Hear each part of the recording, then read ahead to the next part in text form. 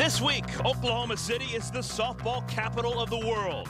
The ASA Hall of Fame located here in OKC. But it's not just women's fast pitch anymore.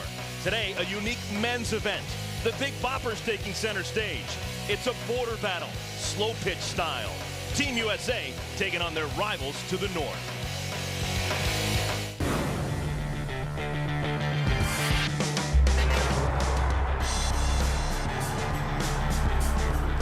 Hello everyone and welcome to Oklahoma City.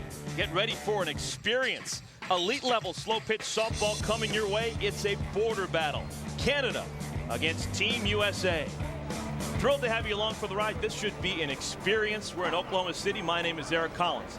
Now for you historians, you may remember that the very first live event ever on ESPN 30 years ago, it was a softball game, softball national championship. Well, we're going to do another softball game again, but this may not be any other softball you've ever seen in your life. If you played softball before, it may have been at a picnic, it may have been in a church league. This is altogether different. This is men's elite slow pitch. We're going to play a 7-inning game. The base is 65 feet apart, the pitching mound.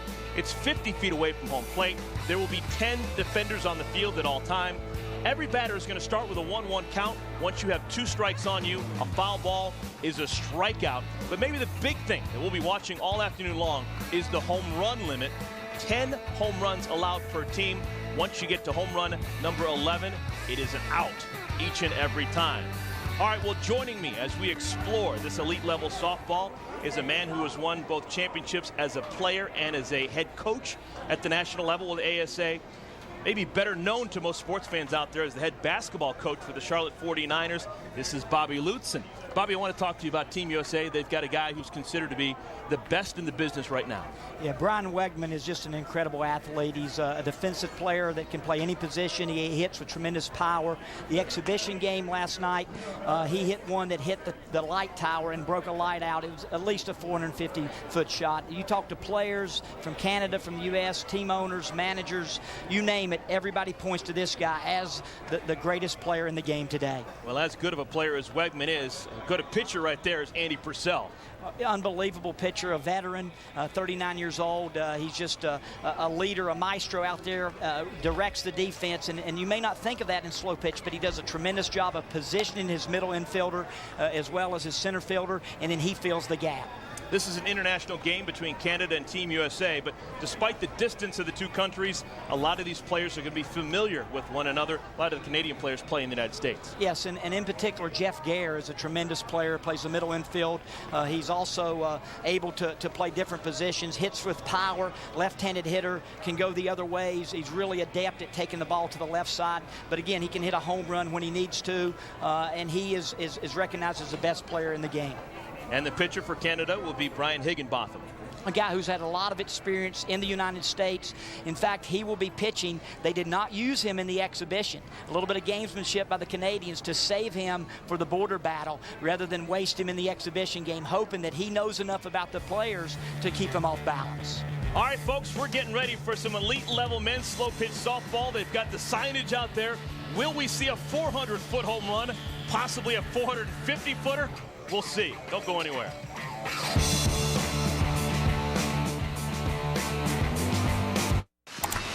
Hi, may I help you?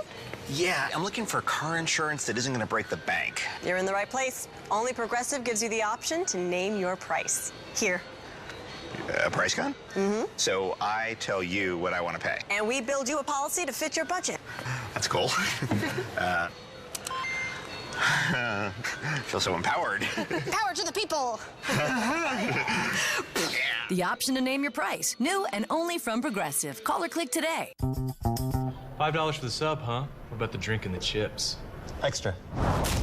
These KFC boxes are $5. 2 pieces of new Kentucky. Progressive presents the border battle, USA versus Canada. It is brought to you by Progressive Insurance, the freedom to name your price. Visit progressive.com today. By Kentucky Grilled Chicken, and by the Amateur Softball Association. Play ASA. Welcome back, everyone. Progressive presenting the border battle here at ASA Hall of Fame Stadium. Canada taking on Team USA. This is an exhibition game, the best in the world playing on this diamond today. Let's take a look at how Team Canada lines up. There's going to be 11 batters in the lineup, so we'll give you the top 6 and the bottom 5. Dave Bolt, Jeff Gare, Frank Henry, Ryan Cayley, Todd Cadenhead, and Jeff Falardeau. That's the top 6 in the lineup.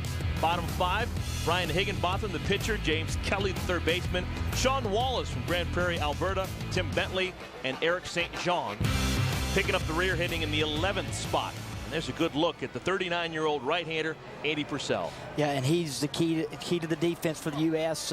Again, notice to start the game, the middle infielder is where the shortstop would typically be. Purcell will try to cover to second base. This is men's elite slow pitch softball here in Oklahoma City. Every batter starts with a 1-1 count, remember. Dave Bolt is the man in the batter's box, and Purcell taking not a lot of time between pitches. This ball is shot right past the pitcher Purcell. Leadoff single for Bolt. Bolt has great speed. Gets that leadoff man on. Just what the Canadians needed was a good start. So stepping into the batter's box against Andy Purcell is going to be Jeff Gare. We talked about him in the open. Middle infielder. He starts with a 1-ball, 1-strike count on him. Notice Purcell moved his middle infielder to the right-handed side, and Gare still finds the hole. Solid single, second one right through the box for the Canadian national team. Gare on at first, Bolt on at second now. Defensively for Team USA, 3 outfielders, and Brian Rainwater, Rick Baker, and Brian Wegman from left to right. And then they're going to play in the infield 5 infielders from first to third. It's Rusty Baumgartner, Dennis Ruley, Bryson Baker's actually the middle infielder. Don DiDonatis is the shortstop, and J.D. Genter is the third baseman. We told you about that outfield of Wegman, Baker, and Rainwater.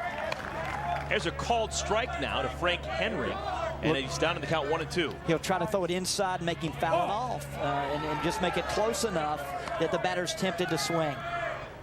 A foul ball with 2 strikes, and it's an automatic out, scored as a strikeout. Deep to center field, going back and making the play is Rick Baker. Both runners will advance to the next base. There is now 1 out here in the first inning, but runners at second and third. Again, Baker showing great speed, made it a routine play out in center field, even though the runners advanced. So the first out of the game is a fly ball out to center field. 2 runners in scoring position for the shortstop, Ryan Cayley. 1-1 pitch is a ball. Right here is not a bad time to go for the home run. You want to make use of your home runs. Looked like he tried, but popped it up. Deep drive to the warning track. It's going to stay in the ballpark. Brian Wegman makes the catch. And coming in from third, Dave Bolt with the game's first run. Sacrifice fly to right. Yeah, talk about strategy home run rise. You only get 10 of them for the course of a 7-inning game. Yeah, you know, Steve Shortland from the U.S. told me that he wants a minimum of 30 runs out of those 10 home runs. That's the goal. It's 30 from 10, and you know, you don't want to waste them on a solo or even a 2-run shot if you can help it. Unless it's late in the game and you got a chance to win the game, then obviously strategy would differ. So Todd Cadenhead now the batter. He takes a ball. He is not thinking home run here. He's just trying to get a hit. Trying to drive the ball through the middle, probably. But now with 2 strikes, he has to make sure he doesn't foul it. And so you'll watch the middle infielders pinch that middle. 2-2 pitch is a ball. Looks like Purcell throwing a lot of knuckleballs. Yeah, he's all knuckleball. That ball is going to get down. It's going to score the game's second run. Solid single for Cadenhead. It's now a 2-0 lead for Canada. Purcell has a tendency to throw almost all knuckleballs. He loves for the wind to be blowing out, which seems unusual. You know, and at this point for Canada, clutch hitting, and that's what's happened right there. 2-out hit, got him into the game. That they have to take advantage of every situation. They can't give the U.S. any extra outs. And for Team USA, you said trust is a must? Yeah, just trust they're the better team. And so if they just do what they do and don't try to get it all too quickly, rely on their speed and athleticism, and then make use of those home runs. They do those things, a victory will be for the U.S. This is Jeff Falardeau, the first baseman. Hits it deep to center field. Going back is Baker, and wow, first home run of the ball game to dead center field. Falardeau with a 2-run shot. The lead is now 4 for Canada. believe it or not, he was not trying to hit that ball out. If you watch the swing, he was just trying to drive it. If you get a little bit of backward spin on it, trying to drive it, the spin helps the ball to carry in slow pitch, and that's exactly what happened. So Falardo with the home run. There are 2 outs, and Brian Higginbotham, the pitcher, will bat for himself and line it down the left field line. Ryan Rainwater cuts it off quickly, and that'll hold Higginbotham to a long single. Great start for Team Canada. For them to be able to get to 2 outs and then come through with those big hits and score runs with 2 outs, just like we talked about clutch hitting, they're off to a great start. Their head coach, Jeff Long, not upset that Falardo hit a home run that was only a 2-run shot? No, because he was trying to drive the ball down. And you can't help, if you're trying to do the right thing and the ball happens to go out of the ballpark, you can't be upset with your hitter. This is James Kelly. He takes a called strike, so it's now 1-2. Foul ball, and it's a strikeout. Purcell's pitch. This is outside. Got to start with the ball in front of your body. Legal pitch has to be presented, and then it has to get to a minimum of 6 feet and no higher than 12 to be a legal pitch. That one is going to be caught in the gap by Rick Baker. Baker showing that good speed, got a great jump on it and makes the play. Side retired, but Canada, they get 4 scratches. They lead 4-0. Team USA, when we come back, they'll be heading to the bat rack.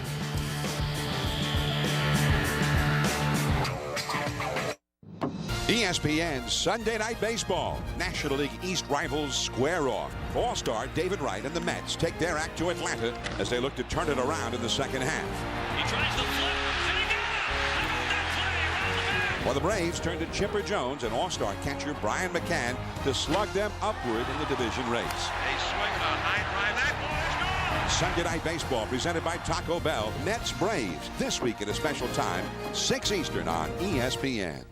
A car wash for under $1. Free cash and country music.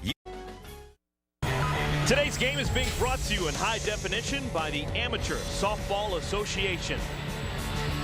This is the border battle. Team USA taking on the Canadian national team in men's slow pitch softball. This is the best of the best playing here at ASA Hall of Fame Stadium. And already a 4-0 lead for the Canadian team. And Team USA heading to the bat rack. Let's take a look at how they'll line up. Once again, there are 11 men in the batting order, so we'll see the top 6 right here. Don D. Donatus leads things off, former Detroit Tiger farmhand. Brian Wegman hits second. Brett Helmer, J.D. Genter hits 4th. Bryson Baker and Rusty Baumgartner.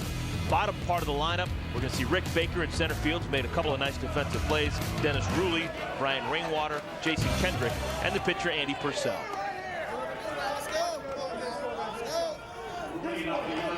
Along with Charlotte 49ers head basketball coach Bobby Lutz, I'm Eric Collins.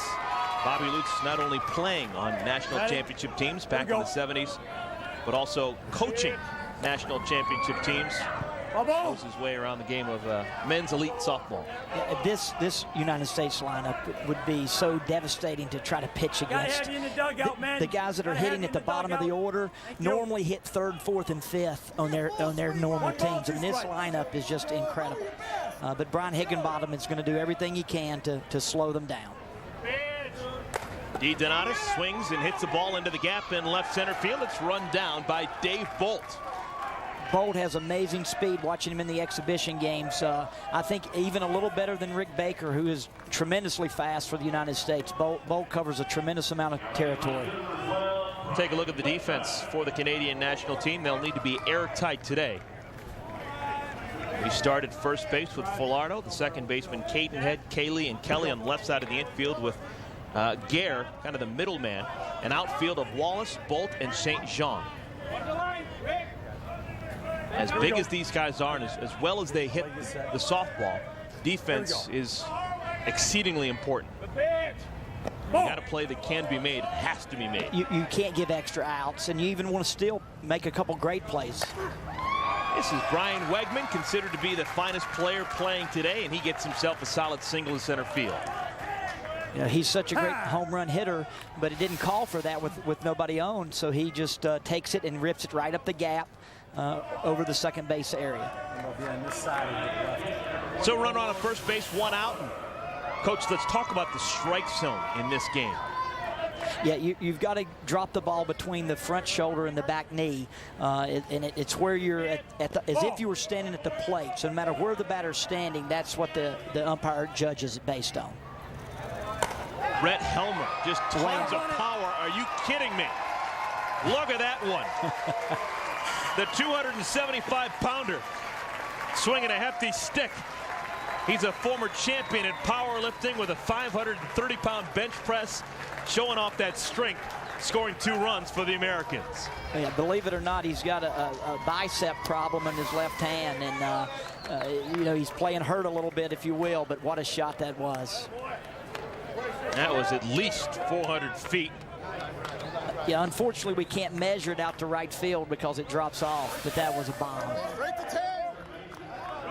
We will be able to tell you how far home runs are hit if they go down the left field line. We've got the markings of 350, 400, 450, and maybe optimistically we've got a 500-foot posting down the left field line as well.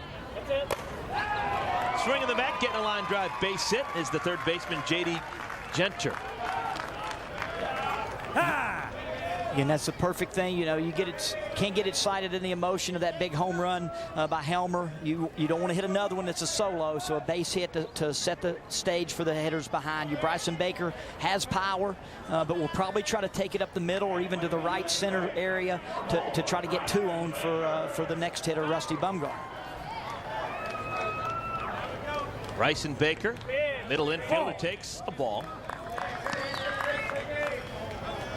Remember, everyone's starting with a 1-1 count, so it's now a 2-1 pitch right back to the circle, and they get the out.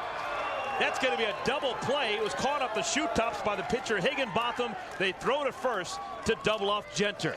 Good defensive play by the Canadian national team, and they limit this potent American team to just 2 runs.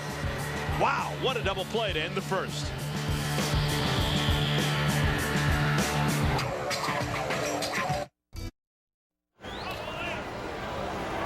After an inning in the books, Canada on top of Team USA by a score of 4-2. We had a chance to talk earlier in the week with the head coach for Team USA, Steve Shortland, about what his assignment with the national team means to him. I tell my guys all the time, I say, no matter what you've done in your softball career, you can be in every association's Hall of Fame. You can be a 20-time All-American. When you fill out your softball resume and you talk to your grandkids about what you've done in the past, this is going to be at the top of the list. That's Steve Shortland. He is been around the block. He is currently the Armed Forces head coach. And he is honored to be here in Oklahoma City in the border battle, this exhibition game between Canada and Team USA. Leading things off here in the second inning, solid base hit for the left fielder, Sean Wallace. Another great start to the second inning for Team Canada. Things are really falling into place for them early after a tough game against the USA yesterday. This is the 10th man in the lineup for Canada, Tim Bentley. He is not playing a defensive position, just considered to be an extra hitter. Both teams will bat 11 men. There's a strike. Count goes full. 3-2. 3 balls, 2 strikes. There it is. This ball is hit high and deep to left field. It's got a chance to the warning track, and making the play is Brian Rainwater. Tagging from first and going to second goes Wallace. Was Bentley going for a home run there? I don't think so. I think what happened was he got 2 strikes, and Andy Purcell put a good pitch inside. It's harder to drive the ball up the middle, which is what most of these guys do when they're not trying to hit the home run. And he tried to drive it between short and third, but it got up, and it was able to be called by Rainwater in left. First ball swinging, Eric St. John drives it deep to right field, and again the catch is made on the warning track. This time Brian Wegman with the catch. Again tagging and moving up an extra base is Sean Wallace, but there's now 2 outs. 2 outs, and almost a necessity to get at least just 1 run in for Canada. They don't want to put goose eggs up in any inning. They're the underdogs. They know it, but if they can put pressure on the United States, it's going to help them. Dave Bolt single to center field. That's going to bring in Wallace for the 5th run of the day. I love this guy. He's a great player. Dave Bolt, as I said, tremendous speed in center field, and I haven't seen him make an out yet over this 3-day period. And leadoff man already 2 for 2 with a run scored and a run batted in. Only played an inning and a half. So Jeff Gare, another opportunity, singled in the first inning. Back in his native Canada, he owns a pool table service company. Hits this one into the gap. It's going to go all the way to the wall. Bolt on his horse. He's rounding third. He's being waved home. He will make it without a throw. Gare on his way to third. He's got a 2-out triple. Top of the order coming through with 2 outs. Those are big clutch hits to put the Canadians a little farther ahead. And now Frank Henry, 3-hitter, coming up. So it's a great position for Team Canada. I've got third. Go down. I've got third, John. And Gare really turning it on when he got to second. He was smelling a triple. On the ground, right back to the circle, fielded nicely by Andy Purcell, and that'll retire the side. So Purcell strands a man on at third, does give up a couple more runs. The Americans now trail by 4. 6-2 our score. The home half of the second is next. Ready? As soon as we get ready to go, we're going to get that one back in. Welcome back, everyone, to ASA Hall of Fame Stadium. If you're just tuning in, this is an eyeful. This is men's elite slow pitch softball, the border battle between Canada and Team USA. So far, Canada on top by 4 as we play the home half of the second inning. Sunday is a special night of sports action on ESPN. First Sunday Night Baseball starts at a special time of 6 Eastern as the Mets take on their NL East rivals, the Atlanta Braves. Then at 9 Eastern time, don't miss the 2009 ESPYs as host Samuel L. Jackson will be joined by an all-star lineup of top athletes and entertainers to celebrate the best sports stories of the year. Sunday Night Baseball presented by Taco Bell and the 2009 ESPYs presented by Under Armour and Land Rover. Rusty Baumgartner will start things off. First baseman from Gastonia, North Carolina, takes a strike. Count is now a ball and 2 strikes, a foul ball, and it's a strikeout. Close pitch there. Great pitch. Trying to tempt Rusty to go after the one that was a little high. What's a good pitch to try and get Baumgartner to hit a foul ball and get a strikeout? If you can jam him on the inside, but see, he just inside out at that one. Ball hit to right field, and it curves in and out of the glove of Eric St. Jean. I've got third, John. That's going to be an error, and all the way to third goes Baumgartner. That ball had a ton of spin on it. Again, the inside-out swing, because, you know, Rusty could have taken that pitch and hit it over the fence and left, but it's a solo shot, which isn't good for the team. One of the most unselfish guys. I watched him take walks yesterday when a lot of guys want to hit. Here he just takes it on the inside out, which makes that ball curve, and as a result, St. Jean could not play it. St. John from Marieville, Quebec. He is a French speaker. Had a little trouble with the English on that ball. Exactly. Here we go. They rule it an error, a 3-base error on St. Jean. And a runner on at third base with nobody out. This is Rick Baker, left-handed hitter. Hits it hard to center field, and wow, what a catch made by Dave Bolt. We have 2 great center fielders, one recording the out on the other. Rick Baker's great, but I tell you, Dave Bolt has really impressed me. Baker was trying to hit that ball between the gap between second base and the shortstop, but it got up on him, and Bolt ran it down beautifully. Pick the bat and sleeve up here, guys. Those fences are 300 feet all the way around from left to right. And you see how deep the Bolt is playing, but he still had to get a good jump to make that play. Yeah, and you have to understand, they're not trying to hit those balls out of the park. You know, they're hitting it 300 feet on a line drive. Ball. This is Dennis Ruley. Coach, you played and coached this game back in the 70s and the 80s as this ball is rocketed down the left field line. Heading towards second base goes Ruley, and he'll make it standing up. How has the game changed in the last 20 years? Well, the athleticism of today's player is unbelievable. The limit on home runs makes you have to have more athletic players. And we had some at Howard's. Our 81 team could have fared well in today's game. But a lot of teams were loaded with big, heavy guys that could hit home run after home run but couldn't guard, defend. Here, you have to be able to do it all. And both these teams have great athleticism. Has the ball changed at all over the years? Yeah, the ball's changed. The bats have changed tremendously. The equipment, the technology. But the game itself is still important. Don't give the extra outs and clutch hits. On the ground, one hopper is fielded by the first baseman, Falardo, and that's going to hold Rulli on at second. Didn't want to chance it. Normally, that's a no-brainer when you watch women's fast pitch softball or even baseball. Ball hit to the first base side, and the runner at second moves to third, but not here. No, and especially the old adage still applies: never make the first or third out at third base. And you know, there's no advantage. Dennis can score on any base hit, so why risk getting thrown out at third and making the third out? You bet. So the extra hitter, number 7, Jason Kendrick, will grab a bat. 240-pounder from Naples, Florida. He went to Valdosta State. He's down in Georgia. Yeah, a lot of these guys had baseball experience either at the college and the minor league level. Jason has tremendous power, but again, here it doesn't really call for that, so look for him to try to find a gap up the middle or left center are the most likely spots. This ball is going to get down. It's going to allow Rulli to score from second. On his way towards second, and in there with the head first dive goes Kendrick. Yeah, look at that guy. You know, he's got great strength and yet the speed that he has, and that's where the game, as you asked me earlier, I mean, these guys are big and strong, but they are so quick, agile, and so athletic. Just ripped it up the middle area. Bolt gets to it quickly and makes a pretty good throw, but not in time. So the 11th man in the lineup, the pitcher, Andy Purcell, 39-year-old, batting for himself. Hits it on the ground to the third baseman. This should end the inning. James Kelly across the diamond to Falardo. Side retired. Team USA again only able to get a pair of runs. They remain trailing the Canadian national team. 2 innings in the books. Team USA trailing Canada 6-4. Oklahoma City, it's the border battle. Men's slow pitch softball between Canada and Team USA. So far through 2 innings, we've seen 10 runs scored.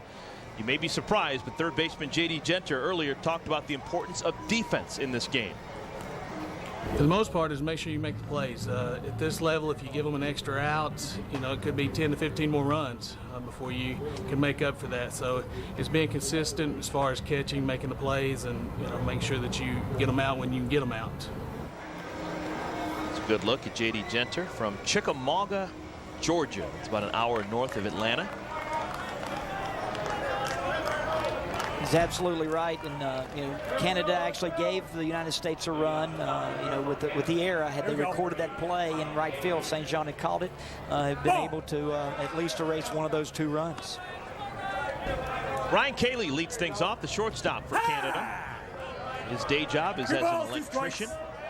Langley, British Columbia, was originally actually drafted out of high school as a hockey player. Was a goalie.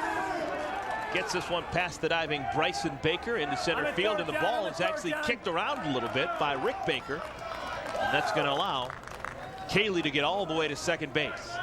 And that's big from the standpoint you want to take the force outs away. So not being on first, if you can get to second base, you take the force outs, and that makes it a little tougher on the defense. If he were on first right now, the infield would be even deeper. You know, DiDonatis is in the grass, but everybody would be on the grass looking for the force out. This is Todd Cadenhead, who hits it to DiDonatis. Gets dirty and makes the play. Former Detroit Tiger farmhand showing what it's all about. Yeah, arguably the best defensive shortstop in the game today, and he showed why. And these balls are coming at you so fast. Look at that. Quickly up and makes a great throw. DiDonatis drafted in the 20th round back in 1994 by the Tigers. Another ground ball on the infield. This time the play is made by the middle infielder Bryson Baker. They're now 2 outs. Moving to third goes Cayley.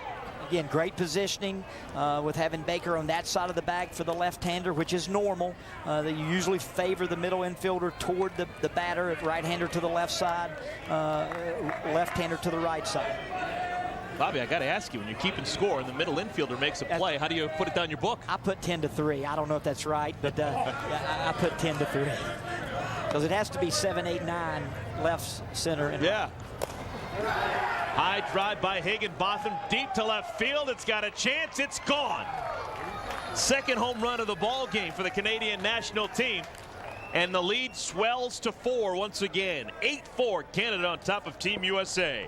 only a 2-run shot, but I think when there are 2 outs, in this type of game, third inning, and you've only hit 1. Now, if you hit 4 or 5, that would have been a bad home run. But here, it's a good home run because of the situation and the fact that there's already 2 outs. I mean, you don't want to make an out and not get that runner in. We talked about clutch hitting, big hit with 2 outs, driving in 2 runs. That's the second home run for Canada. Remember, you get 10 home runs, and everything after that is an out if it goes over the fence. James Kelly pokes it down the left field line, and this one stays fair. Extra bases for Kelly. On his way towards second, he'll make it standing up. Again, an impossible ball to get to. With the 3 outfielders, and as big as that outfield is and as hard as these guys hit it, down the lines and into the gaps are very difficult balls to get to. Bobby, with that big outfield, how come you're seeing 3 outfielders and 5 infielders? Why don't you put one of the infields in the outfield? Well, that's the way the game used to be played, but because of the limited home runs, more people drive the ball, and this gives you a chance in the infield to catch it. This ball is hit to the gap in right center field. It's off the wall. Sean Wallace with his second base hit. That drives in another run, and he's on his way towards third. Kelly gets himself a stand-up triple. The lead now 9-4. As a guy who coached in the era where you played for, I kept arguing with Coach Shortland and as to why do you do that, because it is such a big area. But he convinced me this is the only way to play today so that you can get those outs in the infield. Tim Bentley hits it to center field over the head of Rick Baker. Another run will score. Bentley, a stand-up double. That's now 4 consecutive extra base hits for the Canadian national team. And 4 runs with 2 outs. I mean, that is big. You don't want to give extra outs, but the other thing is, can you make big plays on both sides, defense and offense? But at the plate, when you can score with 2 outs, it just is a little demoralizing to your opponent. Those are like extra big runs for your team. St. John takes a ball. What are some of the things that Purcell can do as a pitcher? He really tries to keep you off balance with the knuckler by moving it in and out. Especially if he gets ahead, he'll arc it and try to push it out to the limit. If you stand near the plate, he'll jam you. If you're away from the plate, he'll throw it a little extra outside. Again, that ball move a little, but with the wind blowing in, it doesn't dance nearly as much as it does. Purcell prefers that wind to be blowing out against him. First ball swinging. Eric St. John hits this to right field. Actually, this is David Bolt hitting it to right field, and that's the first time today that Bolt has been retired. All the way to the warning track, but Brian Wegman able to run it down. Side retired, but damage once again done. Andy Purcell gives up 4 more Canadian runs. The lead is 10-4. Canada on top of Team USA.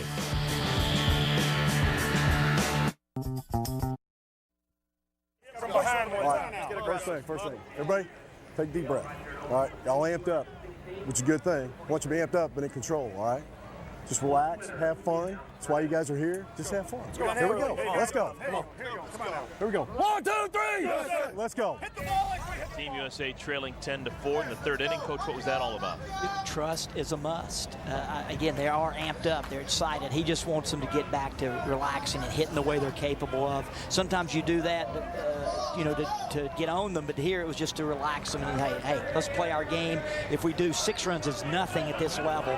I mean, they could put a 10-run inning together like nothing. Top of the lineup here in the third inning, Don DiDonatis takes a strike, so he's quickly down in the count of ball and 2 strikes, a foul ball, and he'll be out number 1. High pop up to right field, playable. Catch is made. Tell you what, Higginbottom's knowledge of these American players is crucial. He is really doing a great job of getting ahead of certain hitters that he knows may take a pitch. Then guys that like the first ball hit, he's teasing them, trying to make them hit a pitch that maybe is not the perfect pitch. And he filled the middle. You have to give him credit. He's done a great job to start this game. Brian Wegman from the Cincinnati area. He was just phenomenal here in Oklahoma City a year ago. Went 22 for 24. Only made 2 outs at the men's nationals. Yeah, that is incredible, and he's also in the long haul bomber contest. And this is a home run, which you think would be a great thing, but it's not. That's a solo home run, which is not what you'd ever want to do at this level of slow pitch. No, he's not happy about it. You know, his team's going to try to pick him up. He was trying to drive the ball into the left center gap, but he's so strong. And, I mean, that ball hit up on the scoreboard like a rocket. Look at him shaking his head. But again, he hit it well. Trying to hit it down into the gap, and it just carried way out of here. But I was saying Wegman's got 50 out of 60 home runs in baseball parks this year in the long haul contest. I mean, that's Major League Baseball parks. He's hit 50 out of 60 pitches. Smoked off the bat of Brett Helmer, kid out of Syracuse, New York. His second base hit of the ball game. Talk about the home runs hit for Team USA. They've now hit 2 home runs. Once you get to 10, you're capped out. The 11th home run is nothing but an out. So you want to really maximize the home runs that you hit. Solo home runs are definitely something you'd never want to see, particularly early in the ball game. Not a part of the strategy. J.D. Genter down the line in left field, and this ball goes off the wall, stays in the ballpark. It's going to be a long single for Genter. Yeah, Helmer wasn't sure if that ball was going to be called. He was halfway, and Sean Wallace did a great job of pouncing on that ball off the wall and getting it back in. Keeping the force in play is so important because it allows your infielders to catch the ball and not have the pressure of throwing a guy out at a 65-foot base, but rather going to second or third in this case. We've already seen Team Canada turn 1 double play. That was back in the first inning. Bryson Baker, the middle infielder. Another shot in the left field. Station-to-station softball right now. And stopping at third is Helmer. So bases full of Americans. 1 out in the bottom of the third. Big moment early in the game. Bases loaded.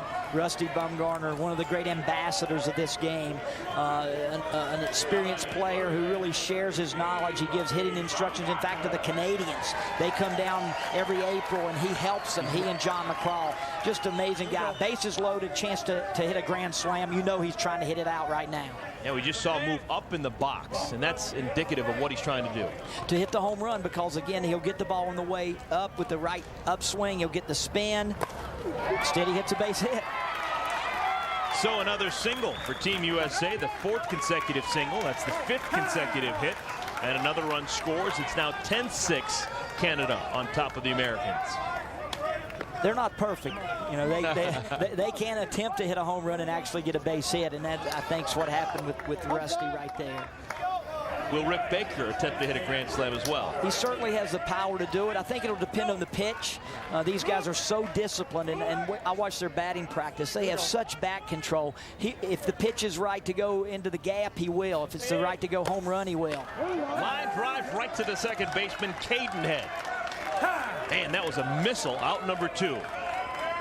Again, with only the one exception, the Canadian defense has been exceptional. They've made all the plays that they could, and that one's just ripped right at him, and Cadenhead was ready for it. Good base running by Team USA. That could have been another double play, but no one straying too far off the bat. Dennis Ruley from Moore Park, California. Smallest guy, but great power. Ruley hits it into center field. Another base hit. Coming around third and scoring is Baker. It's a 2-run double, a 2-run single for Ruley, and it's now just a 2-run lead for Canada. Big hit for Dennis. You know, he's very loyal. His son Easton, I'm sure, is at home watching. He's happy about that, and he actually, if you know anything about our game, Easton's a bat company that he was with for 15 years. He named his son Easton. Oh, wow. So. It's a good thing he doesn't swing a Mizuno. Yeah. Right to the first baseman. Falardo fields it, steps on the bag, and the side is retired. Team USA, they continue to trail, but they do get 4 runs back off of Brian Higginbotham. Timeout in the field through 3 innings. Canada with 10 runs. Team USA nipping at their heels. They've got 8. USA Softball. Top of the fourth Here we go, inning, man. the border battle between the Canadian national team and Team USA. Canada on top by a pair. Leading things off, Jeff Gare from London, Ontario, plays in the States for Combat Northwest, based in Seattle. Lifts it to left field, one pitch, one out. Ryan Rainwater with the squeeze.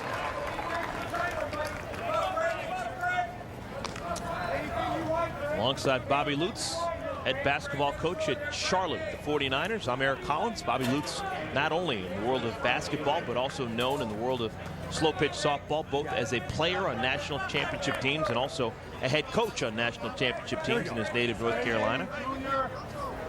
Coach, I want to ask you about pitching. We talk about the knuckleball that Purcell throws. Is there really any other weapon that a pitcher can use pitch-wise? Yeah, you know, some people it's more about location, and Purcell tries to use the knuckler and location, in, out, up, down, knowing where hitters like the ball, and just keeping them off balance. I mean, obviously they're still going to hit the ball. You're just trying to keep it away from their favorite spots.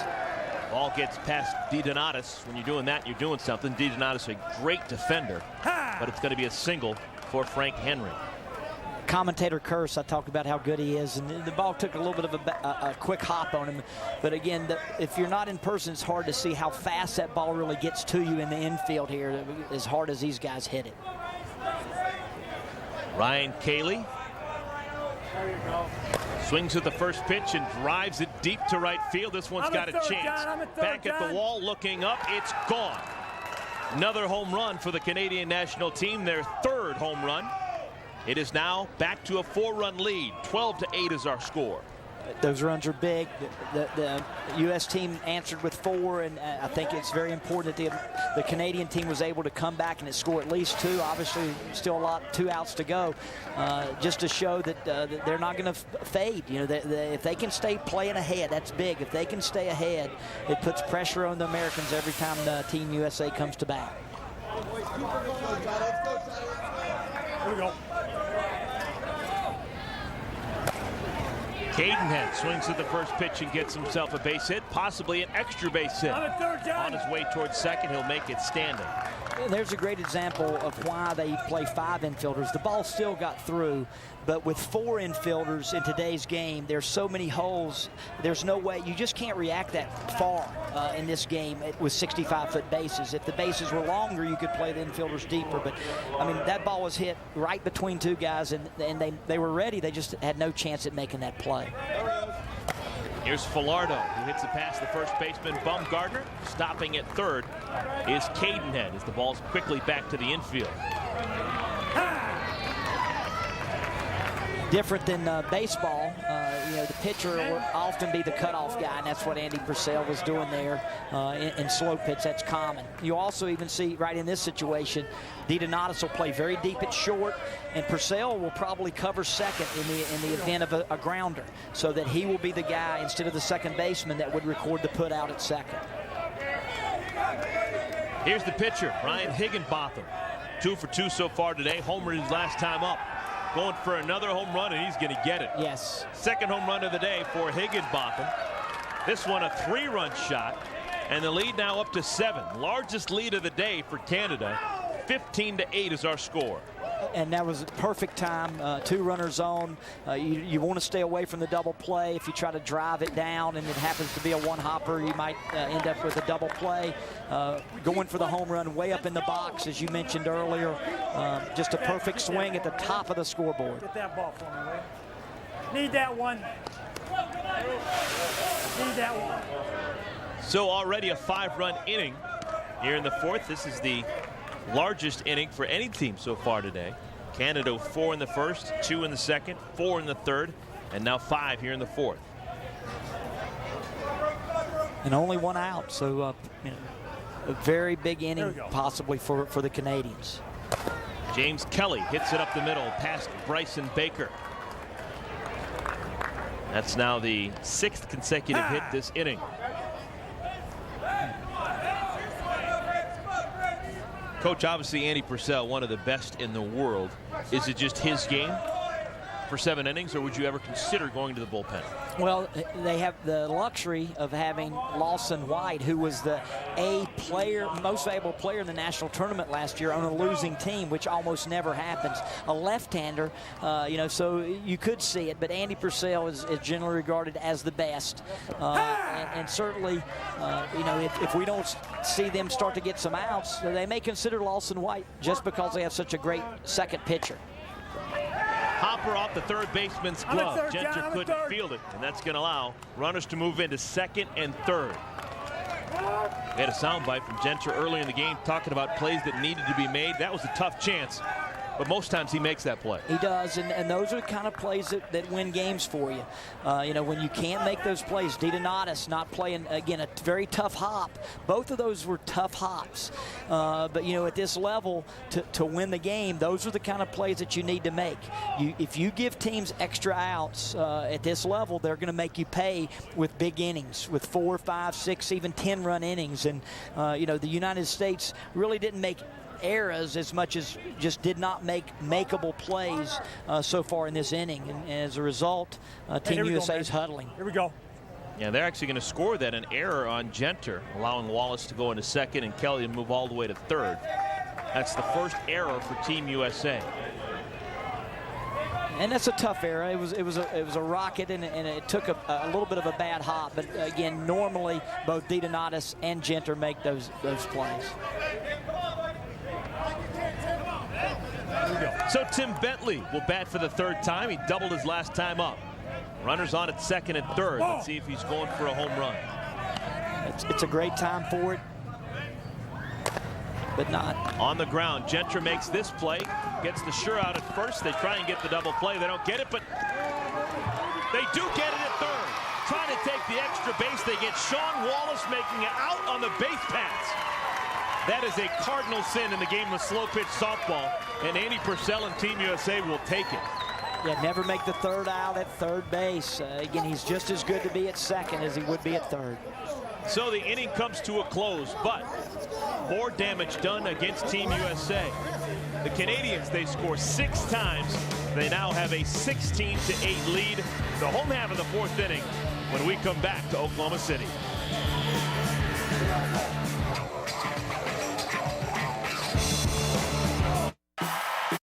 Hall of Fame Stadium, watching something that maybe they haven't seen played in a while. This is men's elite level slow pitch softball.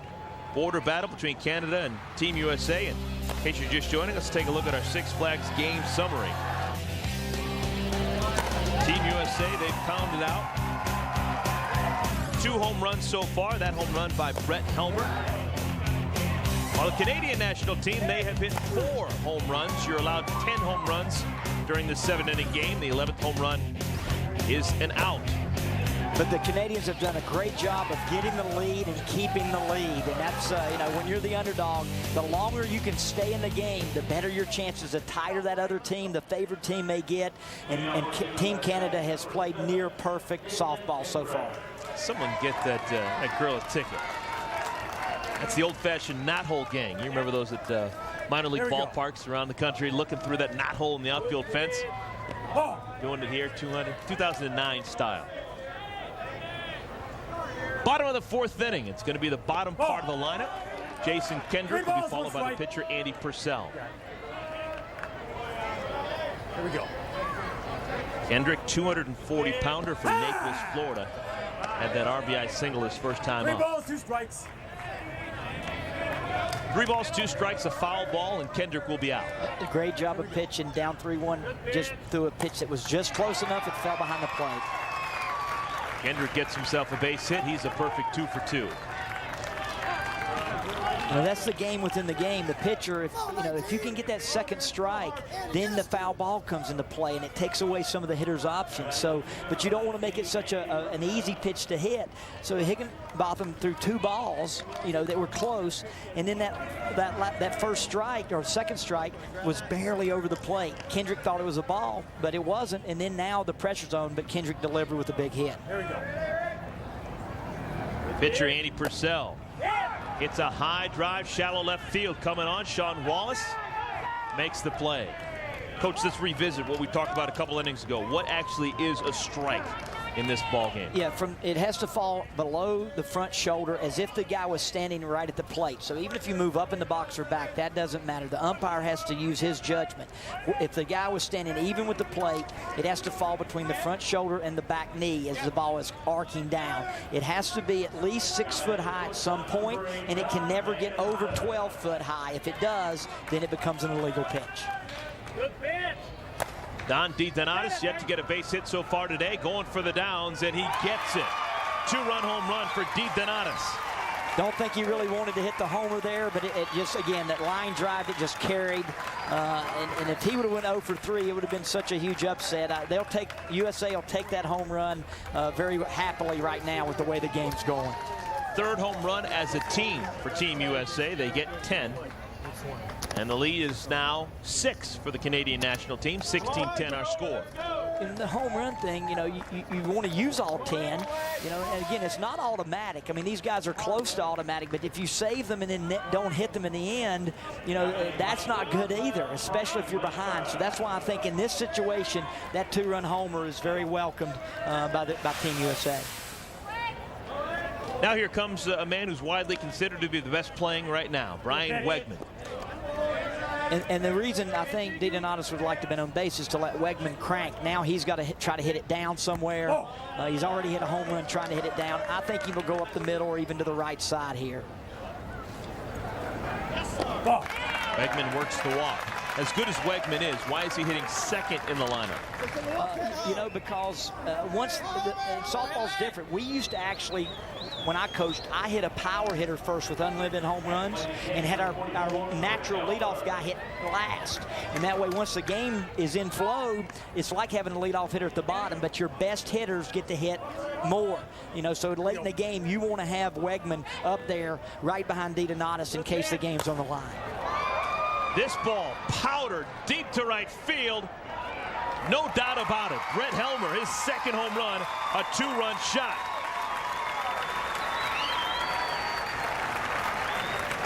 Big inning for USA to answer. The Canadians answered back big after the U.S. scored 4 with 2 outs in the 3rd. To put a 6th spot up in the 4th was huge for Canada, and the U.S. has to answer back, and right now they're doing it. Brett Helmer can deadlift 770 pounds. Shows off some of that power with his 2nd homer of the ball game. He's now a perfect 3 for 3 with 3 runs scored. I mentioned earlier he's got a bicep problem with his left hand, but he throws right. If it was in his throwing hand, he would already have had to have Tommy John surgery. But he's playing hurt and fortunately playing well. Syracuse guys are tough. Still just 1 out here in the 4th inning. J.D. Genter takes a strike. 2 balls, 2 strikes. Foul ball, and he's out. Genter, a solo home run. What do you think about a solo home run here? You know, it's not what we wanted from the United States point of view, but give Higginbottom credit. The first strike he threw, again, barely went over the plate. He's trying to entice guys to hit it at bad pitches to keep them off balance. If he happens to get a strike, now you've got 2 on you, and that limits J.D. Genter's options. That pitch was inside. He kind of made him hit it, and when he pulled it, he got it up a little bit. If he wouldn't have had that 2nd strike, he might have taken that pitch. But because he was in the hole, great job of the pitcher. Even though the home run's hit, it's not a bad home run from the Canadian point of view. Late in the game, that could come back to help. Bryson Baker takes a ball. Coach are keeping track of home runs and how many runs they account for. That's the 5th home run for the Americans, and they've accounted for just 8 runs with those 5 home runs. Not the formula that Steve Shortland wants. You know, he says 10 home runs, 30 runs out of it. We're not on track for that at all so far, but this game has not went as we anticipated. That's the beauty of the game. Even if Team USA hits 5 grand slams with their last 5 home runs, it's still only 28 runs accounted for. That's not what they wanted. It's not. The game has not gone the way they wanted, but Team Canada, as I said, has to be extremely happy with the game right now where it is.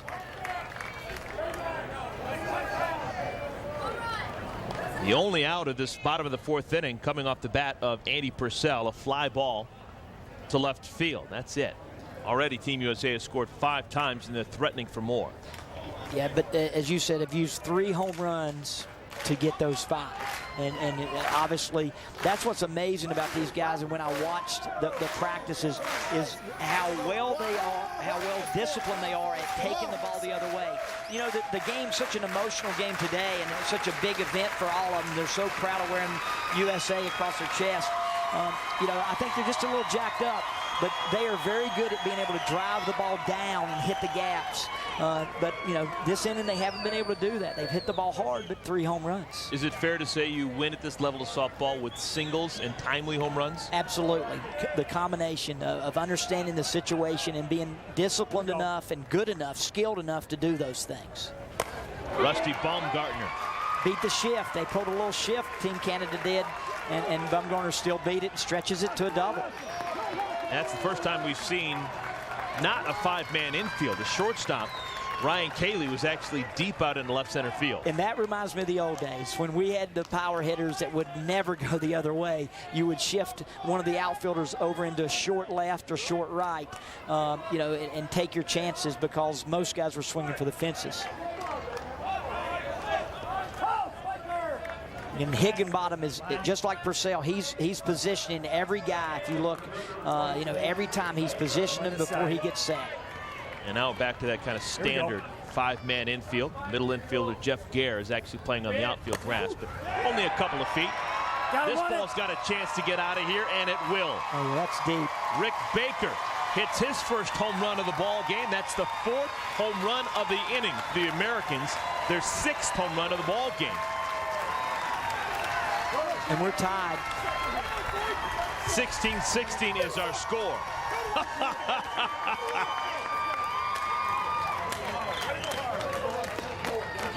That's you know you hit it far when the guys don't even want to chase it. Come on, Dennis. Let's go here. Let's go.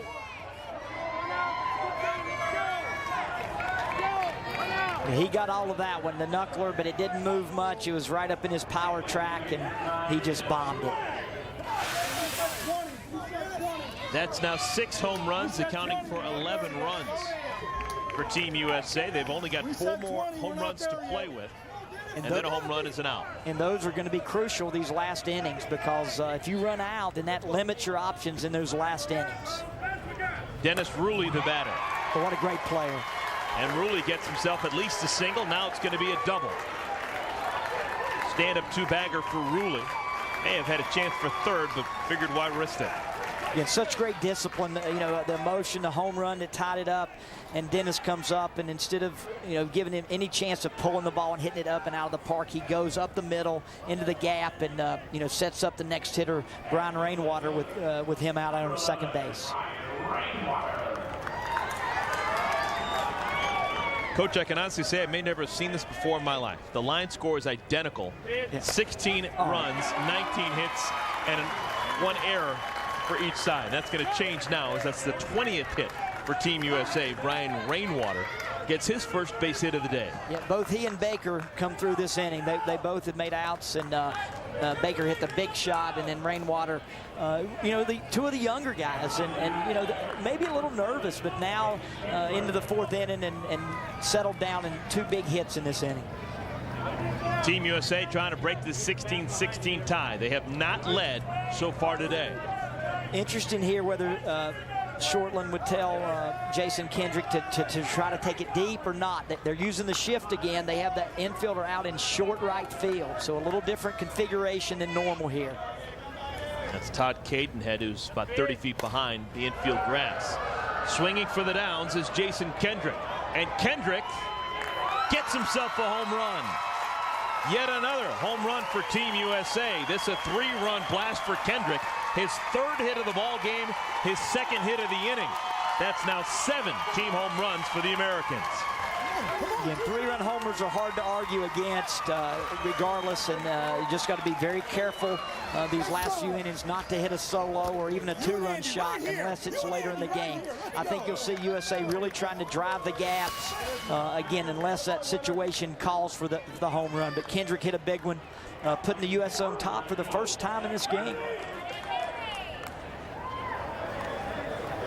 So Team USA now up by 3.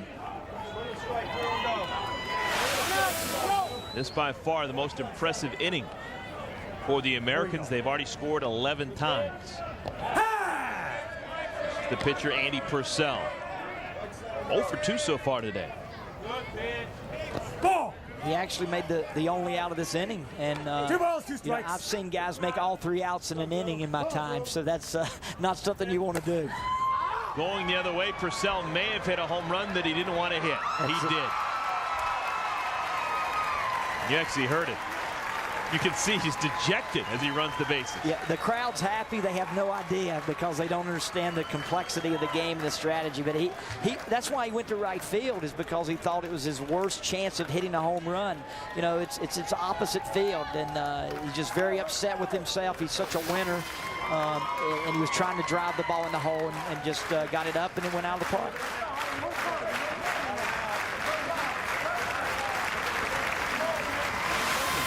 That's now 8 home runs for the Americans. You know, a 4-run league with only 2 home runs left is not as great a situation as you might think, and especially with the Canadians having, you know, a number of home runs left. Well, they have 6 left. Yes. D. Donatus takes a ball. D. Donatus is from Kissimmee, Florida. That's where he lives right now, but he's actually born and raised in Sterling Heights, Michigan. That's a suburb of Detroit. Played for his hometown team, at least in the minor league system. Was a farmhand of the Detroit Tigers back in the 90s after graduating from Eastern Michigan University and playing baseball there for a number of years. He makes an out. He's now 1 for 4. 2 outs here in the home half of the 4th inning. Awesome, buddy.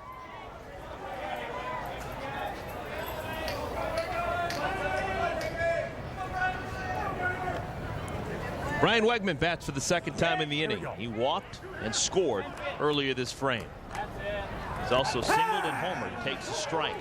See, now Higginbottom's got 2 strikes on Wegman. He'll probably, you know, he could go outside, but he'll probably try to jam him and see if he can make him foul it or make it tough to go the other way.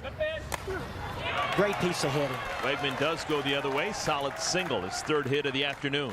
You know, that's another big difference from 25 years ago. Power hitters like Wegman weren't able to do that. You know, to have the ability to hit that hole. Most guys were either pull hitters or up the middle hitters, but these guys can hit it anywhere. And then that was, again, a tough pitch inside. He fought it off and drove the hole between first and second baseman. Have the bodies changed? Here we go. Oh, yes. Yeah, definitely. I mean, they're much more fit. Again, we had great athletes, too, but we also had some guys that are a little overweight back in the day. Deep to center field. Is this another home run? It is. 3rd homer of the ball game for Brett Helmer. This one a 2-run home run. That's now 9 homers for the Americans. And this is a danger time. I don't think Helmer meant to do that. No, he's, again, trying to drive it, but if you get under it just a little, that upward spin is what carries the ball out.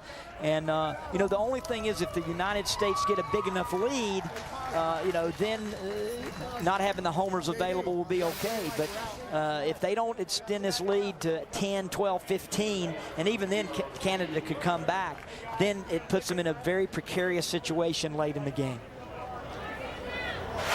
Yeah, remember, Team USA is not trying to hit these home runs. So if this continues, once they get to 10 home runs, they're just going to be outs left and right. They'll have to drive it down, and even more so on ground balls. Like that, little liners. J.D. Genter gets himself a knock. He'll stop at first. 2-out base hit for the 3rd baseman from Chickamauga, Georgia. Give me 4 balls out of it, will you?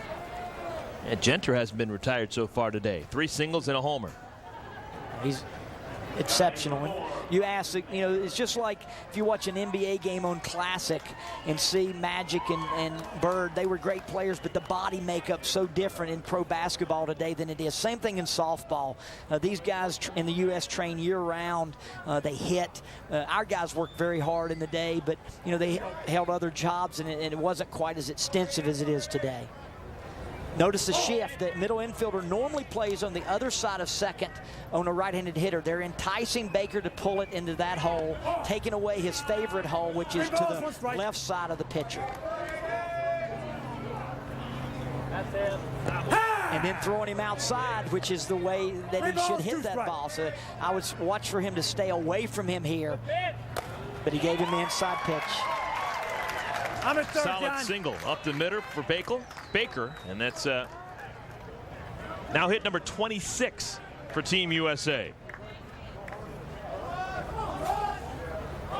Probably talking about the home run situation here. They're down to their one. Does he tell him to let it go, or does he tell Rusty to take it the other way, take it to the right side? The unusual shift is the shortstop is now deep. Gare's playing also kind of a short center field as well, because they have the force in play.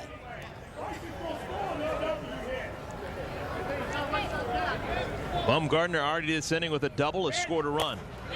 Gets himself a line drive single. It's going to make it to the gap. It's going to score at least one run. Baker being waved around third. Here comes the throw. It's off the mark. And another run scores, and it's going to allow Bumgarner to go all the way to third. Two-run double for Bumgarner. You think about a 6'6" guy like Rusty Bumgarner, who's a power hitter and naturally can hit the ball out a lot.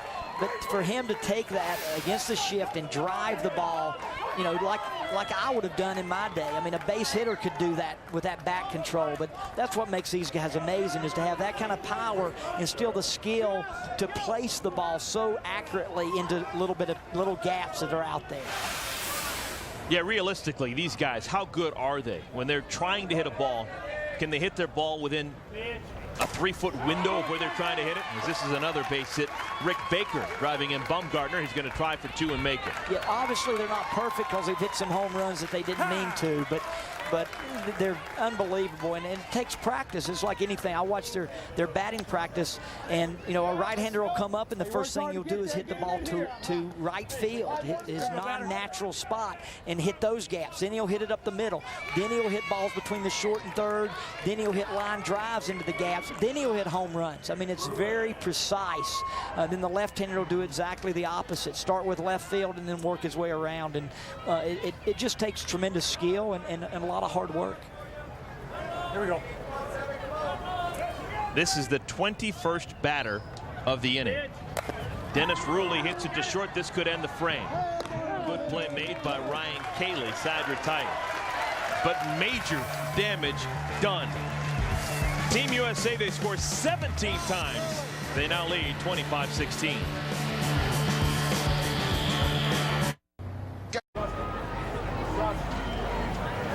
Welcome back, everyone. Absolutely a gorgeous day. We are watching kind of a unique situation here. This is elite level men's slow pitch softball. It's the border battle between Canada and the United States for the first time today. Team USA actually leading Canada. I've never said this before in my life, but we just saw a 17-run inning. Team USA is now up by 9, but believe it or not, Canada actually could be in a decent spot. Coach, it's the home run situation. Yeah, having 6 home runs left. If the Canadians can put guys on the bases, they also don't have to worry about hitting too many home runs now, the 5th inning. But the key for the Canadians is they have to answer this inning. You're down 9. You've got to put 5, 6, 7. You don't have to get it all back, but you've got to at least get close. Or if you put up a goose egg or a 1 or a 2 here, Team USA may just bury them where they can't get back in the game. Andy Purcell remaining in the game as the pitcher for Team USA. He has a little bit of a change defensively behind him. There's a new third baseman into the game for the Americans. J.D. Genter has been replaced at the hot corner. Genter out. The new third baseman for Team USA is Todd Jerling. That moves Dennis Rulli to second. And with that additional hitter, this shows the flexibility. Wegman is now out of right field. He's still in the game, but Jason Kendrick is out in right, and they're a fresh defender out there.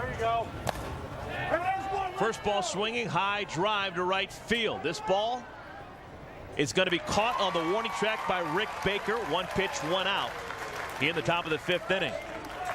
Now joining us now is the head coach for Team USA, Steve Shortland. And Coach, I want to ask you, you've got a decent lead at 9 runs, but do you feel comfortable now that you guys have hit 9 of the 10 allowable home runs? I'm not comfortable with a 20-run lead.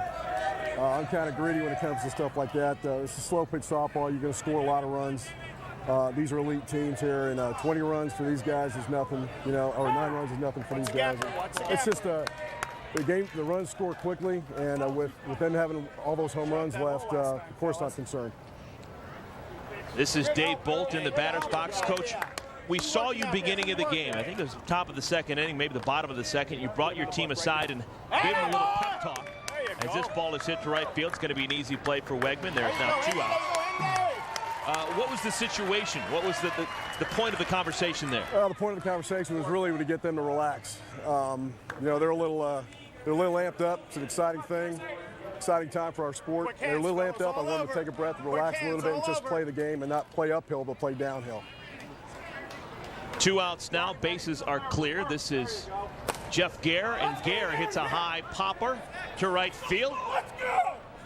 And the play's going to be made. 3 consecutive fly ball outs. That'll do it. Steve Shortland, I really appreciate your time. Thanks for talking to us. Yes, sir. Thank you. Our first 1-2-3 inning. That is a rarity at this level of softball. We move to the home half of the 5th. 25-16. Team USA continues to lead against Canada.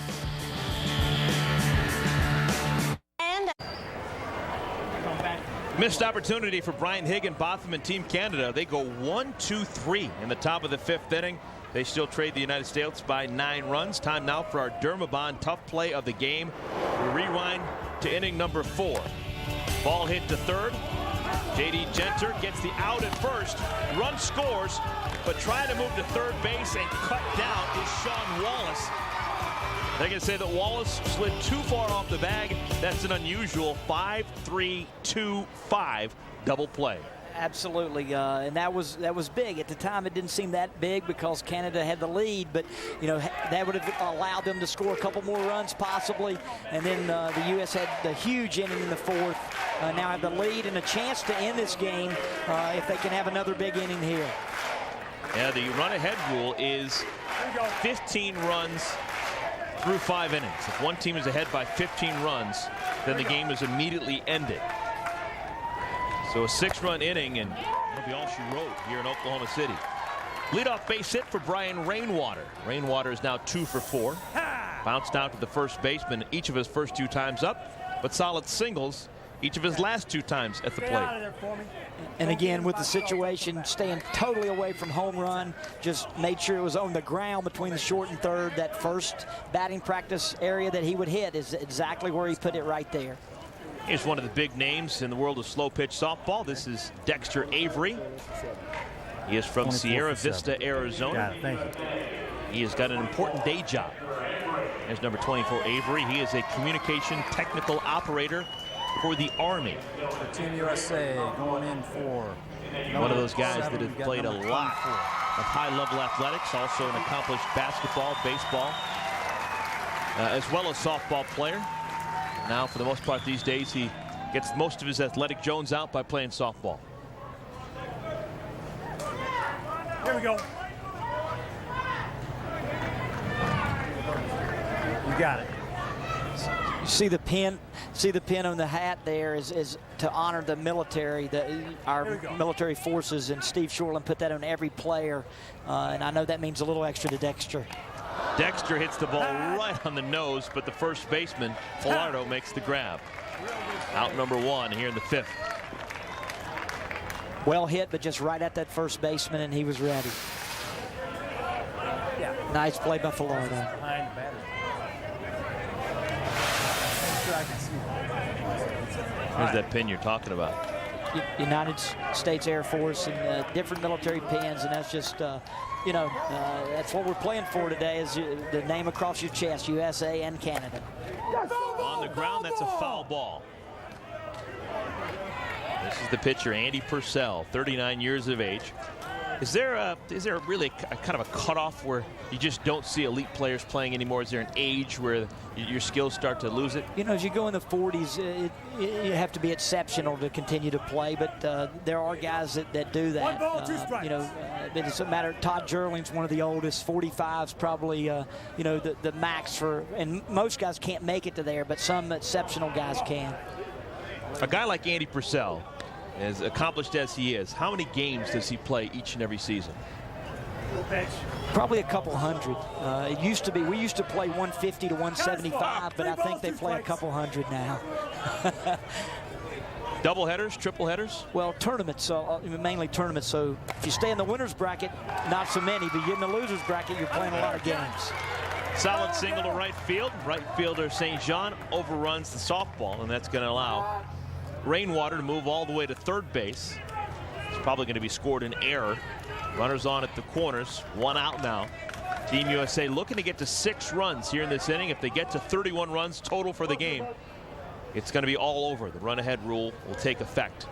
And, you know, 2 on and now at the top of the order, the odds look good for the USA. So Team Canada and Higginbotham have got to figure out a way to steal an out or two, you know, in order to prevent the game from ending. D. Donatus, just 1 for 4. He's flied out to center twice, also flied out to right. He's also homered. That's in the gap. Hits a laser beam into the gap in right center field off the wall. That's going to plate at least 1. They're going to stop Purcell at third. No, now he's going to keep going. Throw to the plate. Purcell is out. They had to send him. I think they wanted to stop him at third, but D. Donatus was running right behind him. So Purcell kept going, and he's thrown out for out number 2. Great play, you know, by Bolt running it down, getting the ball in as quickly as possible.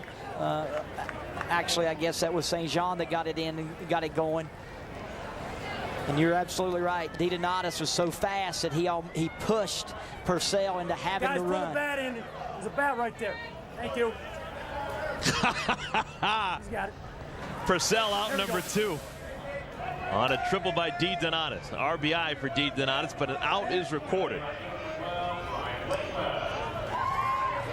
There we go. Lead is now 10 for the Americans.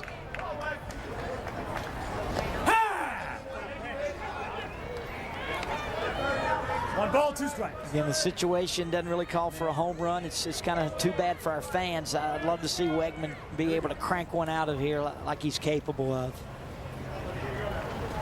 Wegman has not been retired so far today.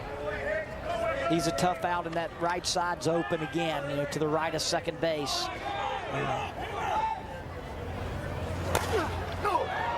High drive, deep right center field, back to the track. The catch is made by Eric St. Jean. So Wegman is retired. Team USA, they do not get to 15 runs. They cannot end the game. We'll have to play the 6th inning. Our score through 5. Canada down by 10, 26-16.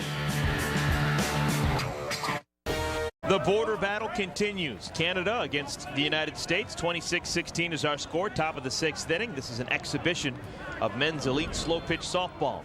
Coverage of the World Cup of softball continues tonight as Team USA takes the field once again to face their main international rival, the Japanese national team. The KFC World Cup of softball presented by Six Flags on ESPN tonight at 8 Eastern Time.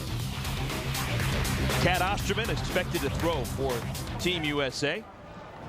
Team USA trying to get revenge for their loss in last year's gold medal game of the Summer Olympics in Beijing. All right, there's a look at the new pitcher. Lawson White comes on in place of Andy Purcell. Yeah, a great defensive pitcher as well, although he gives up a home run as he enters the game. Frank Henry. 1 pitch, 1 home run. Frank Henry hits the home run, his first of the ball game. Yeah, Lawson White, though, is you know, a lefty. He doesn't throw the knuckler. He really relies on location. You were asking about that earlier. He tries to get ahead of hitters, he told me. Once he's ahead, then he tries to go up, you know, or down and really stretch the strike zone and make guys chase questionable pitches. Ryan Cayley, the batter, and he pops it up. That's going to stay close to the infield. Calling for it and making the play is Bryson Baker. Does it make a difference pitching-wise between right-handers and left-handers like we have right now with Lawson White? You know, it's certainly not as pronounced as baseball, but it's coming from a different side, so it's a little different angle. You know, just so you know, and you can throw from wide angles, which Purcell really does a great job of. So it's a little bit different. On the ground, right back to White. Cat-like quickness up the middle, just like Andy Purcell. That's how Lawson White was the highest level of ASA softball. That's Class A MVP, even though they didn't win the championship. I mean, that's incredible because it's almost always the guy who leads his team to the championship. That's how good he played a year ago. And look at that fielding position he got into, Coach. Yeah, he's set. He's ready to go every time. And another home run for the Canadian national team. This ball an absolute howitzer shot by Jeff Velardo, former Los Angeles Dodger farmhand. It's the 6th home run for the Canadian national team. And I believe that's his second. He's a very powerful player. The problem for the Canadians is, solos. They're 2 solos, and when you're down 10, you need to, you certainly have home runs to use, but you'd love to have a couple guys on when you're hitting those home runs to catch up a little faster.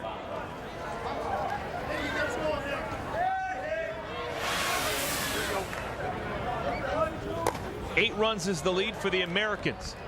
Ryan Higginbotham, another home run.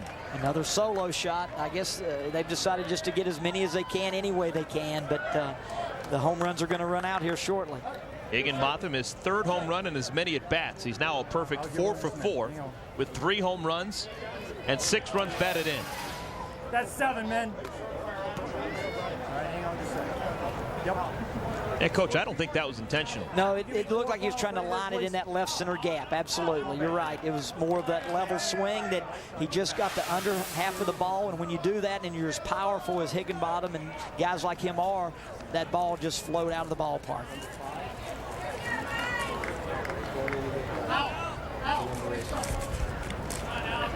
So 8 is out, 5 is in.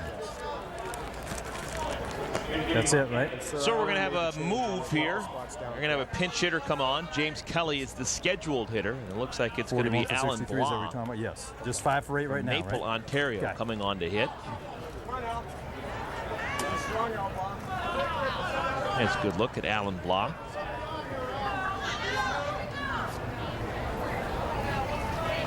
See the bat that he swings. Combat morphed.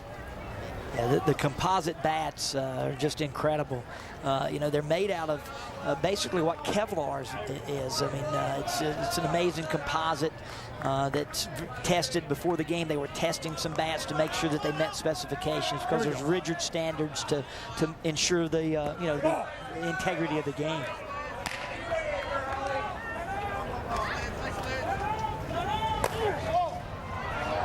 Gotta have him. Nothing but a foul ball. Count is even, 2 balls, 2 strikes. Remember, we haven't seen it so far today, but if you hit a foul ball with 2 strikes, it's considered a strikeout.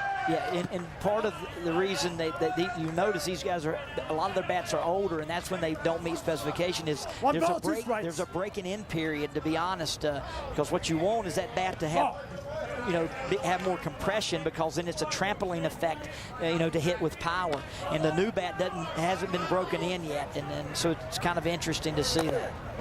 On the ground, this will end the inning. Bryson Baker over to first, side retired. So 3-run score for Canada, all on solo home runs. Henry, Velardo, and Higginbotham with the solo shots. We move to the bottom of the 6th, 26-19, Team USA. We're here in this auto graveyard to demonstrate a remarkable car polish. New Finish, the once-a-year car polish. Simply wipe it on and just wipe it off. It's that easy. And look, New Finish restored a deep, hard shine even to this weather-beaten car. We polished this car with New Finish and ran it through 52 car washes. Even after heavy-duty detergents and powerful scrubbing, the water still beads. So get New Finish. Available at Pep Boys, Target, Ace, Walgreens, AutoZone, Walmart, and other leading stores. We have one shot to light this fuse.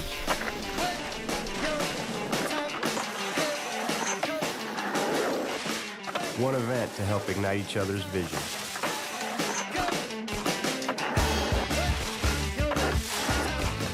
Because it all comes down to one question. Who's going to make the biggest bang? X Games 15 starts July 30th on ESPN, presented by New Balance. The morning is jealous. Welcome back, everyone. Bottom of the 6th inning. Everyone's enjoying this exhibition. It's a border battle between Canada and Team USA. If you haven't seen elite men's slow pitch softball, man, you've seen a lot of it. 26-19 is our score. Team USA has blasted out 9 home runs. They've got 31 hits, and they lead by 7 runs. The great thing about softball is there's so many different levels that you can play at, but hopefully this will inspire young people, especially if you finish your baseball career, to play at the highest level and see how good these guys are. And you know, I hope that it'll grow the game, because it's a great game and almost a lifelong game. They're leagues for over 50. We're going to have a pinch hitter leading things off here in this 6th inning. It is John McCraw. And McCraw swings at the first pitch. And it's the 10th home run of the day for the Americans. That'll be the final home run that actually counts for Team USA. McCraw will round the bases, another solo home run. He's from Lake Wiley, South Carolina, and that was the definition of didn't mean to. Didn't mean to, and he is one of the guys that have won the long haul trucking home run contest that's held in the major league parks. Helmer's the other guy that's here today that has won that. McCraw, a legendary home run hitter. He's actually still bruised, black and blue, from rotator cuff problems, and this is the first time he's batted all weekend. He's fighting that injury, but he wanted to be a part of this Team USA so badly. It's great to see that he got the pinch hit and came through with a home run, even if it's a solo. It's our first look at Todd Jerling. He came on defensively at third base a couple innings ago. He's from Defiance, Missouri. He takes a couple of pitches outside the strike zone. He would be the graybeard on this year's team. Absolutely, a veteran. Smokes it into center field, and that's the first time today we're going to see an out recorded on a home run. Yeah. That's the 11th home run for Team USA, and it's by rule an out. Did that ball ever get over 12 feet high? I mean, that ball was a rope, obviously trying to line drive it, and never got over 12, 15 feet high and just shot out of the park. Yeah, this is what we're talking about if you're just joining us. This is going to be a 7-inning game. The bottom part of your screen is what we're talking about. Each team has a 10 home run limit. The 11th home run is an out. We just saw the 11th home run, and that's why Jerling is out number 1 here in the 6th. Higginbotham delivering to Bryson Baker. It's called a strike. 2 balls, 2 strikes. That was close. Count is full. 3 balls, 2 strikes. 3-2 pitch, hit to right field. It's going to get down all the way to the wall. Extra bases for Baker. He'll stop at second. That's his 4th consecutive base hit. It's his first double of the day after 3 straight singles.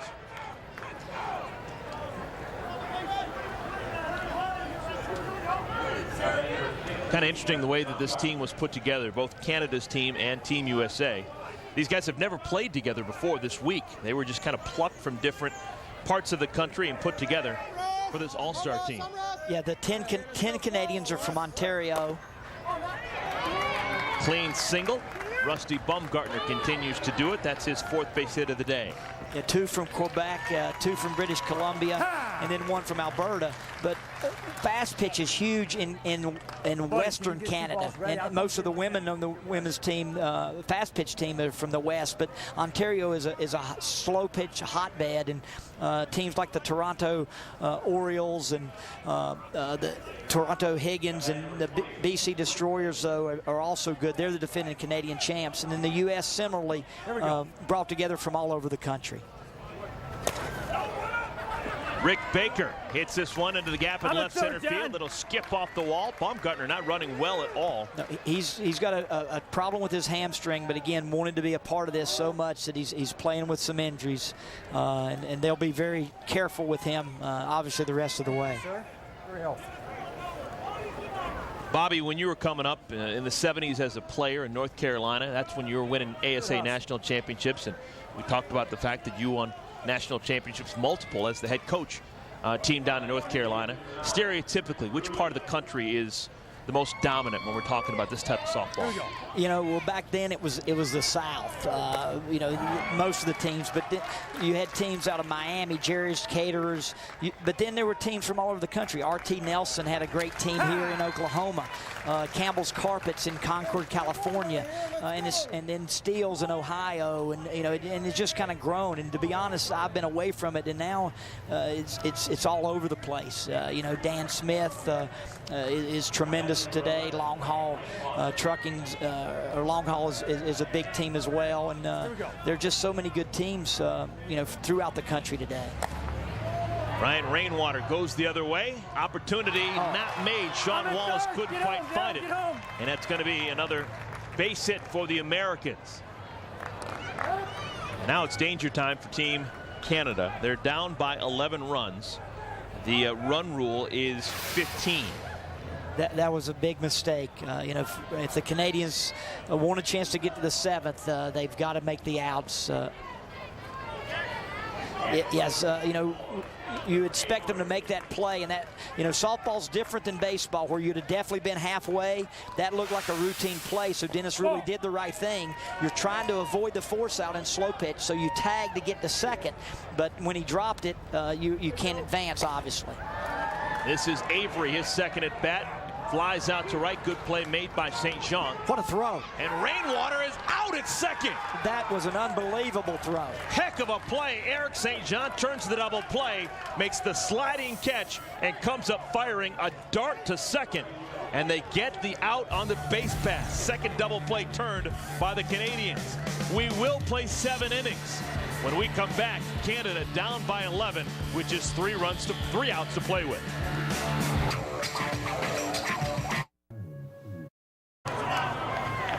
We've reached the final inning, top of the 7th inning. Canada, they need 11 runs to keep this game alive.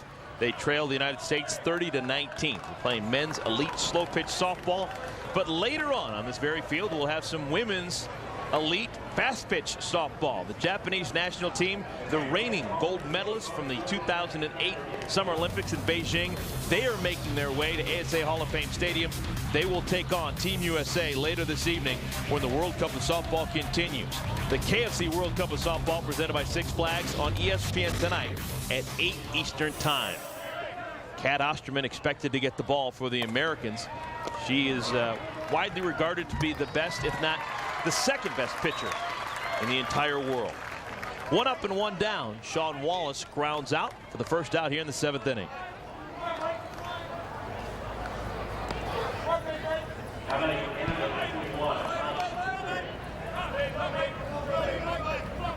Pinch hitter. This is the first look at Mike McKiltrick. And McKiltrick gets a base hit, comes off the bench, and rifles a shot into right center field. McKiltrick from Maple Ridge, British Columbia. The same hometown as Larry Walker, one of the all-time great outfielders in Major League Baseball history.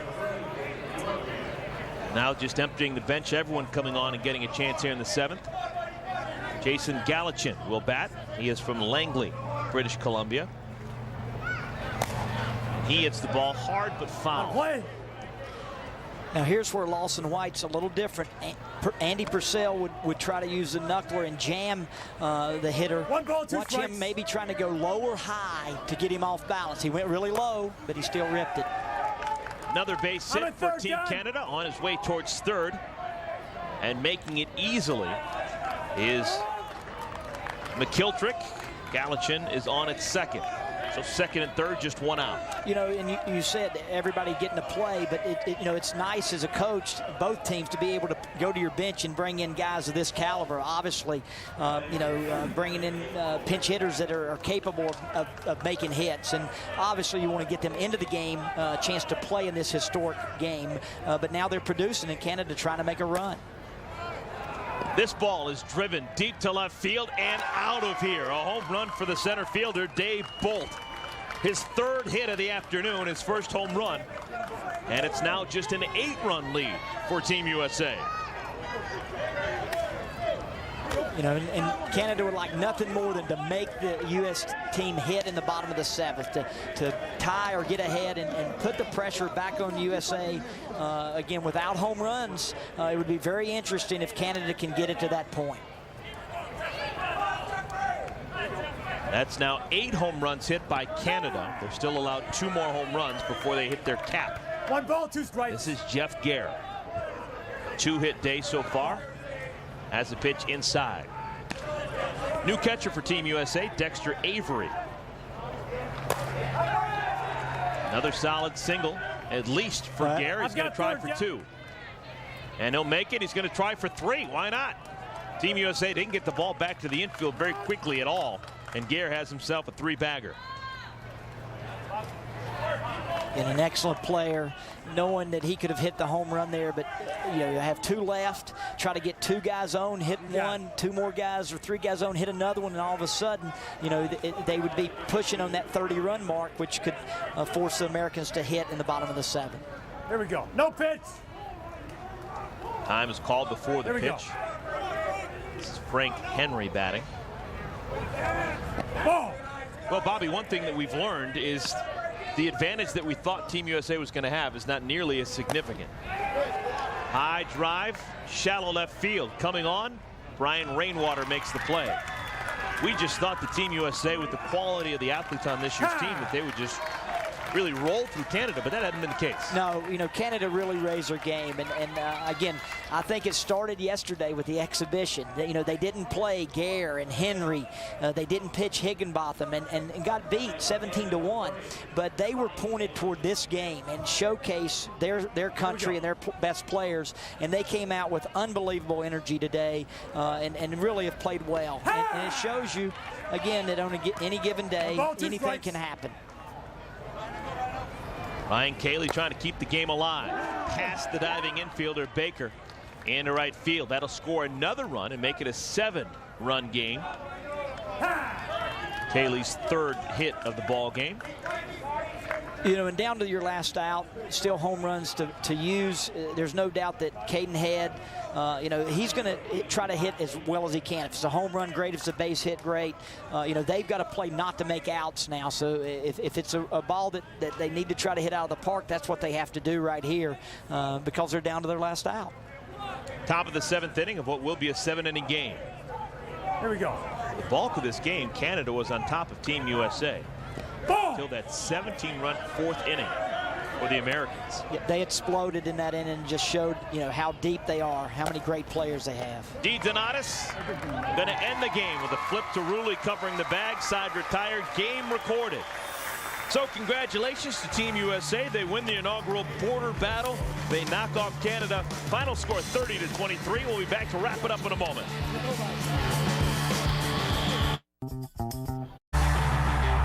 Progressive presents the border battle, USA versus Canada. It's brought to you by Progressive Insurance, the freedom to name your price. Visit progressive.com today. By Six Flags, more fun, Six Flags. And by Dermabond, official sponsor of USA Softball. Man, that was a lot of fun. The inaugural border battle is won by Team USA. The final score is correct. The United States 30 runs on 37 base hits. They knock off Canada 30-23. Let's take a look at our Progressive big stick of the game, and it's a kid out of Syracuse, Brett Helmer. Brett Helmer, unbelievable power. Again, playing with a biceps problem, needs Tommy John surgery probably, but you couldn't tell it with those big hits. He's a former winner of the long haul trucking home run contest, which is held in Major League parks. This year's will be held in mid-September at San Diego's Petco Park. Well, picture perfect day for the Americans. They win going away. We get a combined 53 runs, a combined 64 hits, and 18 home runs. Be sure to join us again at 8 p.m. Eastern Time. We're going to have a rematch of last year's Olympic gold medal game in Beijing. A game won by Japan over the United States. Team USA looking to get some revenge in fast pitch softball. For my partner, Bobby Lutz, and our entire ESPN crew, I'm Eric Collins saying so long for now from Oklahoma City. This has been a presentation of ESPN, the worldwide leader in sports.